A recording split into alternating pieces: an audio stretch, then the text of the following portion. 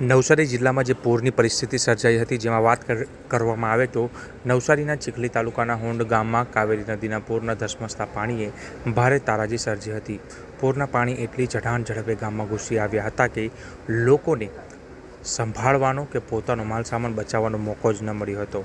આ કુદરતી આફતમાં સૌથી મોટો ફટકો ગામના મહેનતુ ખેડૂત એવા રસિકભાઈને પણ પડ્યો છે, જેઓ વિવિધ જાતના છોડની કલમો બનાવવાનો વ્યવસાય કરે છે. કાવેરીના ધસમસતા પ્રવાહે તેમની માસિક મહેનત અને આજીવિકા પર એક ક્ષણમાં જ પાણી ફેરવી દીધું હતું. ત્યારે આ પૂરના કારણે જે જગતનો તાત કહેવાય એવા ખેડૂતોને પણ ભારે નુકસાની વેઠવાનો વારો આવ્યો છે. ખેડૂત રસિકભાઈ પાસે આ વખતે 1000 કલમનો મોટો ઓર્ડર હતો, જે માટે તેમણે રાત દિવસ એક કરીને 5000થી વધુ કલમો તૈયાર કરી હતી.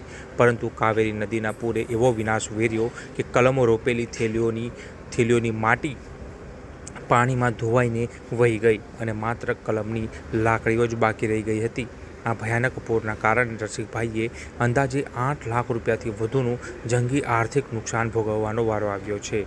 ત્યારે પોતાની વર્ષોની કમાણી અને 8 લાખનું નુકસાન થવા છતાં રસિકભાઈએ એક અદ્ભુત ધૈર્ય અને હિંમત બતાવી છે કે પોતાની વ્યથા બાજુ પર મૂકીને તેઓ કહે છે કે હું તો આ આર્થિક ફટકો ગમે તેમ કરીને ખમી જઈશ, પરંતુ પૂરના કારણે ઘર અને ઢોર ઢાકર ગુમાવી ચૂકેલા મારા ગામના ગરીબ અને શ્રમિકોની સ્થિતિ જોઈને કાળજું કંપી ઉઠે છે.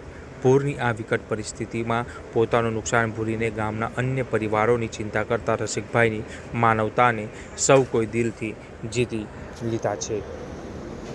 રસિકભાઈ લલ્લુભાઈ લાડ, અત્યારે આ જે પાણી આવ્યા એ આખા ગામમાં ઊંચામાં ઊંચું અમારું ઘર અને અમારા ઘરમાંથી 3 ફૂટ ઉપર પાણી વહ્યા અને મારે કલમ બનાવવાનું કામ ચાલે. તેમાં અમારા ગામમાં લગભગ 20 જેવી નર્સરી ને મોટી મારી નર્સરી, હું 30,000 કલમ બનાવું. તેમાં 1000 કલમ તાત્કાલિક રોપવાનો ઓર્ડર હતો અને એ બધી અમારી ધોવાઈ ગઈ અને બીજી 1000 કલમ અમે 5 દિવસ ફેરવીને આપીએ તે એટલે 2000 અને ઉપર લગભગ 5000 કલમ પ્રવાહમાં ઉપર કોઠડી જઈ ગઈ, અંદરની માટી બધી નીકળી ગઈ. એટલે ટોટલ અમારું નુકસાન લગભગ 7 લાખનું જેવું ખરું અને 1 લાખ રૂપિયા મજૂરી ખર્ચે તો અમારું બેઠું થાય તેવું છે. હવે શું કલમમાં પાછું ઉપયોગ કરી શકાશે કે શું હાલત છે? આ કલમમાં ચીકુની હોય તો તે પાછું થાય, પણ આ કલમમાં કોઈ ઉપયોગ નહીં આવે, બધી મરી જ જાય. આમાં કલમ મરી જાય, ચીકુમાં હોય રાયણ જીવતું રહે, ચીકુની કલમો મરી જાય. તો અત્યાર સુધી આવું પાણી તમે જોયું હતું તમારી પાસે? વર્ષ સુધીમાં વાત સાંભળવા મળેલી કે 1968માં રેલ આવેલી, એના કરતાં વેણ લોકવાય હતા અમારા બાપ દાદા લોકો કહેતા તે હિસાબે વેણ વધારે અને પાણી ડબલ. પહેલાં નદી હાંકડી હતી, અત્યારે નદી પહોળી અને 1968 કરતાં લગભગ 4 થી 5 ફૂટ હાઇટમાં વધારે અમે બચી ગયા, એ જ મહત્વનું છે. બાકી હવે આ તો વરવાર હું જિંદગી હારવાના નથી, એ રીતે મોટું મન કરીને સંતોષ મેળવતા છે.